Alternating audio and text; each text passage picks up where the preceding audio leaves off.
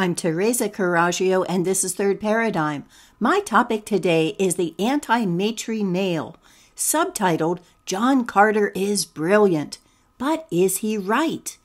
I will be reading this, and you can find the text at thirdparadigm.substack.com. Among intellectual men who do jobs sitting down, there's a growing trend to characterize women as emasculating. The paterfamilias, of course, of this movement is Jordan Peterson, but there is a robust faction, if that word applies to verbiage, that is on Substack, and I'd say one of the leading spokesmen for this is the author who writes as John Carter. With over 10,000 subs, John is engaging and brilliant. But is he right? That's what I'll be exploring here. In this episode, I'll look at a guest post on John's Substack called A Partial Explanation of Zoomer Girl Derangement. This is the opening post by Zinnia, and John wanted to boost that with 98 restacks and hundreds of likes and comments and over 1,000 subs on her own Substack for this first post. I'd say it worked. I'd like to give a fuller explanation of that derangement from my own point of view as a mother of daughters who are Zinnia's age. I'll quote from a conversation that I had with John. I'll also look at his other articles on Tonic Masculinity, the Devouring Mother of the Digital Longhouse, and Pixel Valhalla.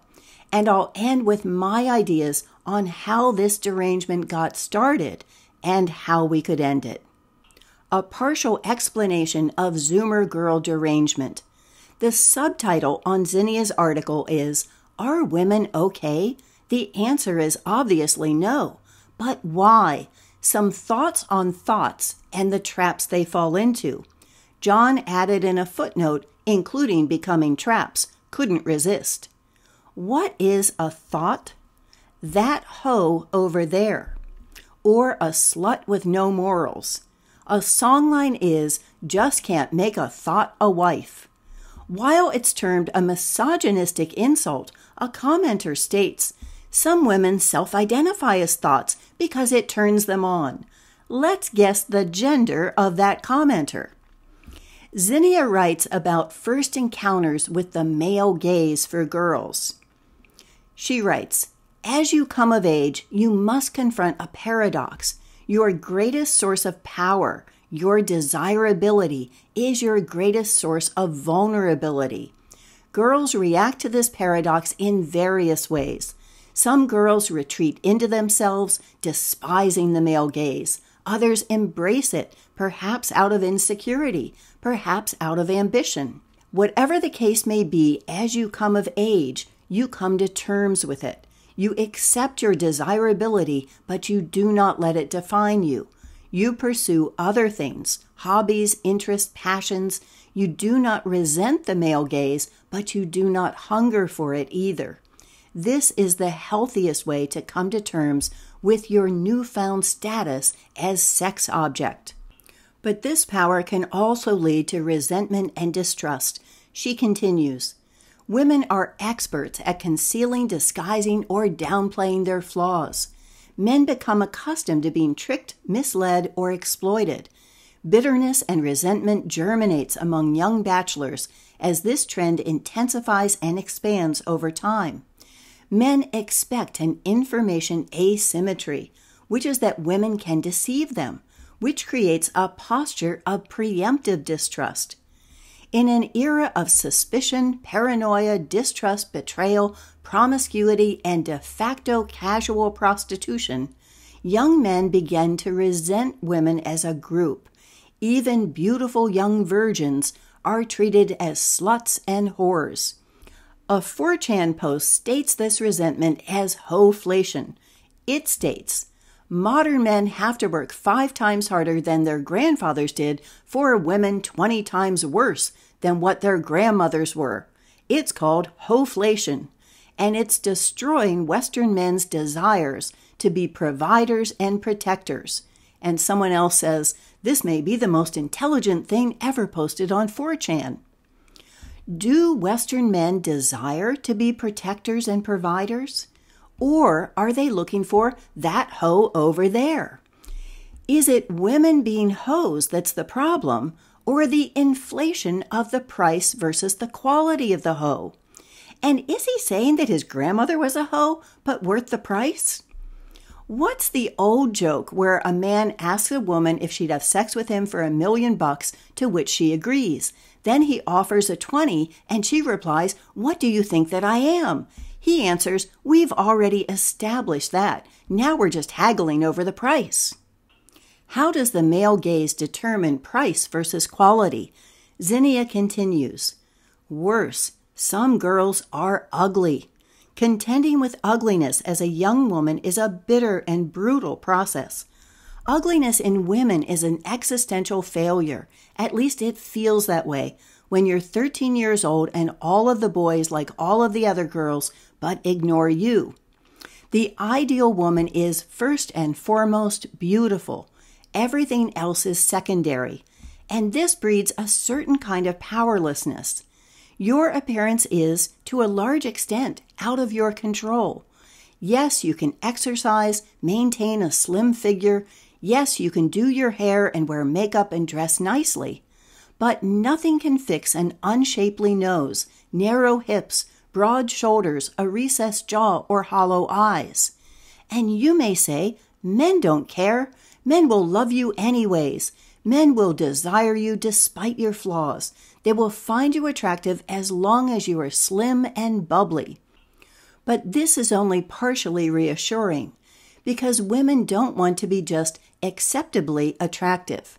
Deep down, every woman wants to be Helen, beautiful enough to sink 1,000 ships. Fantasizing about becoming beautiful, of waking up one day and having the world fall to your feet, is a desire for extraordinary power. Ugliness makes girls feel powerless. So it's interesting that ugly is both bolded and italicized. Zinnia, whose editor and host publisher are both men, wants to make sure we know some girls are ugly. She's not saying they feel ugly, but really are, with nothing they can do about it. In the fierce competition to be Helen of Troy, I, with my narrow hips, might as well give up. Did Helen get a sadistic thrill out of the slaughter over her face? Do we really believe this myth in the first place? I think that Helen, like all named women in the Bible and other myths, is a euphemism for the Hellenistic domination of rebellious colonies like Sparta. Cassandra could tell a different story of the male gaze and the benefits of men fighting for ownership of their possessions. What is it that ugly girls lose? The ability to commodify themselves at a higher rate. The difference between Grandma, Helen of Troy, and that hoe is just haggling over the price. Women want to be a coveted and marketable commodity in men's eyes. Zinnia states, refusing to acknowledge that it is in women's nature to desire male validation does not make the desire go away. Repressing a fundamental instinct only means that it will make itself known in intensely destructive ways. Young women can only come to terms with coming of age when they acknowledge that they desire male attention and the baggage that comes along with that. And through acknowledging it, they can make a conscious decision about what to do about it, when to indulge the instinct, when not to, how to cope with feeling ugly, how to pursue beauty in a balanced way. She concludes that other women telling you you're beautiful is just a ruse. Women need to hear it from men and see it in their hungry gaze. Then you can go for the ultimate transaction, falling in love and being a mother. She writes, today truth lies within the domain of internet ghettos, siloed away from the rest of polite society. At best, what society tells you is entirely unhelpful. You're beautiful just the way you are. At worst, what society tells you is entirely destructive. If you feel alienated by your body, you should maybe consider a mastectomy. I didn't want to hear any of this, and I didn't need to hear any of this, she writes. But no one told me anything I needed to hear. What I needed to hear was that it was okay. That it was okay for me to want to be pretty, and for me to want boys to like me. That it was okay that I felt scared and uncomfortable with the way my body changed and with the way the world started to look at me. That it was okay that I felt ugly and that I didn't need to be the prettiest girl in the world, just the prettiest version of myself. That it was okay for me to aspire to things beyond a high-powered career. That it was okay for me to want to fall in love and for me to want to be a mother. That didn't make me a traitor to my sex. I needed someone to tell me that it was okay for me to be a girl.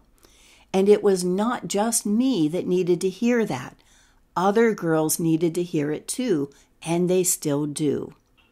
Zinnia closes with a picture of a pretty girl kneeling in a garden, possibly nude with long curls covering her breast, in full makeup and jewelry, downcast eyes and a slight smile. Is this a male fantasy? Or maybe a female fantasy of what she wants a male fantasy to be, because you just can't make a thought a wife. Buying the cow. Zinnia's partial explanation of Zoomer girl derangement does a sensitive job of detailing the ways in which girls deal with their innate desire for the male gaze, commodify it, resist it through anorexia or transgenderism, or embrace it to fall in love and become a mother. Nowhere is there a breath of criticism of men. Is this also what men want? I asked John Carter on a message thread. I wrote, "My guess is that Zinnia's dream isn't dropping her infant off at a daycare and then rushing to her high-powered, soul-sucking job. It's being able to actually be a mother and raise her own kids, something generations before us took for granted. And it's finding a man who wants to support her financially so she can stay home and raise their kids. Is that what you want, John? Are you looking for the right woman who's pretty enough so that you can support her to raise your kids? For men who want that, there are many attractive women to choose from. I'm not sure why you wouldn't have found that yet if that was what you wanted. It seems cruel to tell women that the problem is them not being pretty enough, if the reality is men don't want what they do, no matter how pretty they are. It blames their derangement on themselves, like Malone's pet theory blames people for their own mass psychosis. I'm not saying this is the fault of men either. I write about how the mortgage was raised to a 2-income level so men would need to double their incomes in order for women to have the same choices their mothers did. I believe it should have gone the other way, with the labor of men also serving the family and community rather than women serving the market, also known as making the rich richer. That's what my economic system enables." John replied, "The legal landscape created by divorce laws, family courts, etc. is extremely one-sided, and indeed turns marriage into a particularly bad deal for men, which is one of the reasons they tend to avoid it, especially when sexual mores no longer require marriage to obtain sex.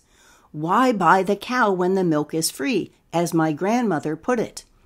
You're almost certainly correct that this is a considerable factor in the emotional dissatisfaction of women.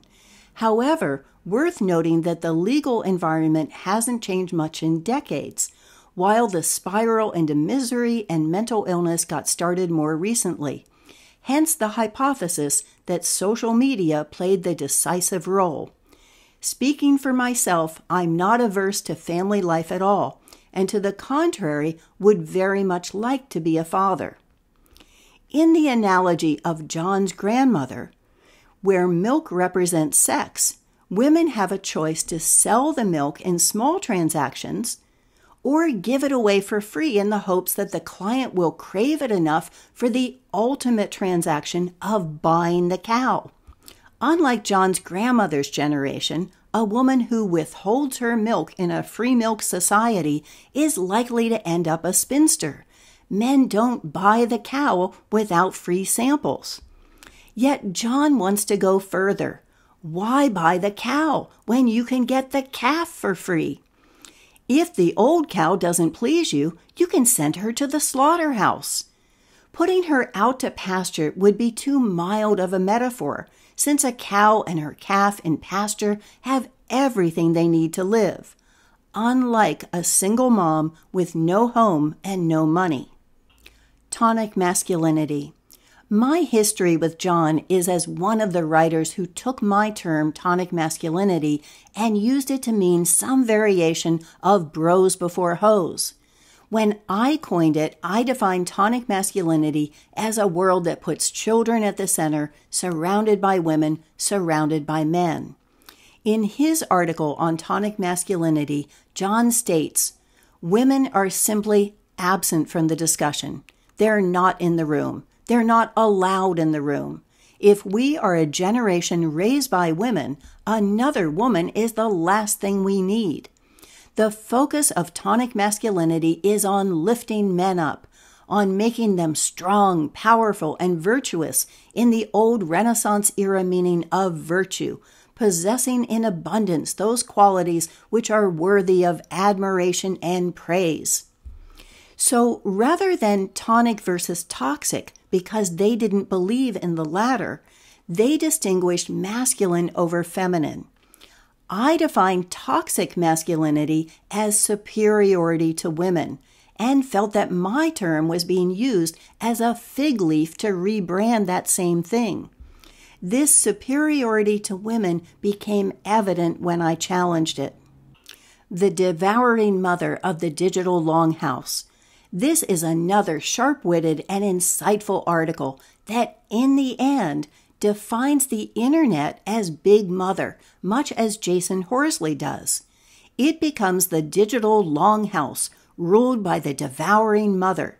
John writes, "The Devouring Mother is strong. She has grown fat on the souls of our young, and she has no desire to seize her gluttony. It gives her great pleasure to warp the minds of young girls, crush the spirits of boys, and turn the two against one another. Their misery is her food. She is an egregore built from as much spite as concern, and she has been turned loose quite deliberately by the demonic clown cult ruling our civilization." How did mothers become the personification of the internet? This is such a stretch, I don't know where to begin. Mothers haven't designed it or profited by it, and are one of the lowest demographics of users. Women develop verbal skills earlier than men and value real-life relationships. The internet is the antithesis of the mother. Pixel Valhalla. This is another clever and funny article where I question its conclusions. In an ingenious tour de force, John describes the Nordic Valhalla where warriors die in daily battles only to resurrect and party.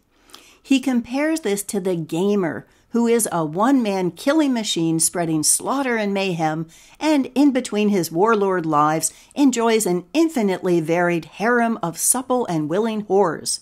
Porn and shooter games are the pacifier for men's innate nature as predators. Yet somehow this is still the fault of women, left liberal women to be precise. He writes, "All else being equal, I think we would see women abandoning woke politics after a while, as they realize that if all the men are shitlords, their only romantic options are shitlords. Women tend to be more ideologically malleable than males. They're the most enthusiastic supporters of whatever they perceive the dominant morality to be. But they also tend to adopt the worldviews of their husbands much more so than husbands do of their wives. That's assuming they're married to dominant, high-T men, of course. The women who marry the kind of male feminist that settles for an obese HR goblin in her late 30s generally tend to be the ones who call the shots in the marriage. These marriages often strike me as more like the woman buying herself a Pomeranian than landing a husband, and I can't imagine their sex lives are much to write steamy romance novels about. I expect they are deeply unfulfilled. All else is not equal, however. The pressure on women to conform to woke ideology is intense. It cannot be assumed that they will abandon it simply due to romantic misery. At least these men had the courage to get married, to make a commitment to a woman they loved and throw caution to the wind. I've never read a steamy romance novel where the man proposes with a prenup in hand, or gives his beloved a lame excuse about the courts being biased towards women, a claim I can quote law, cite statistics, and tell endless anecdotes to refute. When John blames women for commodifying themselves, he has left them no option. He doesn't want a short-term transactional relationship, but neither does he want a long-term financial partnership. As far as I can tell, he wants sexual relationships with no strings attached. And when he encourages Zinnia to believe a girl who's pretty enough can get it all, love, marriage, children, the whole shebang, he and his followers are just leading them on. The sexual merry-go-round. To state my own position clearly, I think something has gone terribly wrong with the relationships between men and women. The purpose of life on the social plane is to care for the people and the places that have been entrusted to us. Caring for people, particularly children, is the biological domain of women. Of course there are exceptions. Don't they prove the rule? Taking care of places is where masculinity comes into its own. Men like to build, to make things, to tinker with a machine until it works. I don't think they're predators. As William Hunter Duncan says, real men have skills, and that doesn't mean video games. Men have muscles in order to use them, not to pick up heavy weights and put them down in the same place. It's a joy to be competent and to do something you're good at. The purpose of life has been thwarted for both men and women. The history of Western civilization is one of conquest and enslavement. This turns manual labor into a job for slaves. Free men become middlemen, no longer producers. They need to compete for a job, a good salary, paid employment, rather than doing the work, of which there is always plenty available. Within this 100-generation money system, women were made dependent on men, but granted the freedom of their time within those parameters. Their time, however, had no value. The women themselves had no value, except for that brief mating flurry. With my generation, that changed. Women became valuable to the market, which is a euphemism for making the rich richer. Women won their right to bullshit jobs just like men, and the competitive mortgage doubled to 2 incomes, losing women forever the ability to stay home with the kids. Women's liberation should have gone the other way and enabled the labor of men to also serve family and community. But as long as slave labor exists, a sitting job, as I'm doing now, will always be preferable. My economic system doesn't take that away, but makes an honest living equal to the cost of housing possible. It pays the collective mortgages forward as targeted dividends for local goods and services. Why should women bother their pretty little heads about economics when we can just blame that hoe over there for not knowing how to play the game well enough to grab the golden ring? Forget that ring is just brass and merely buys you one more ride on the sexual merry-go-round. Use that pretty little head, Zinnia, and change the fucking system. Or the system and men like John will figure out the cheapest way for fucking you. For more on John Carter, here's Men and Women and the Tonic Tilt. And this is the Tonic Masculinity playlist that includes the twisting of Tonic Masculinity and Toxic Masculinity by any other name, both of which I'll link on the Substack. Thank you for watching.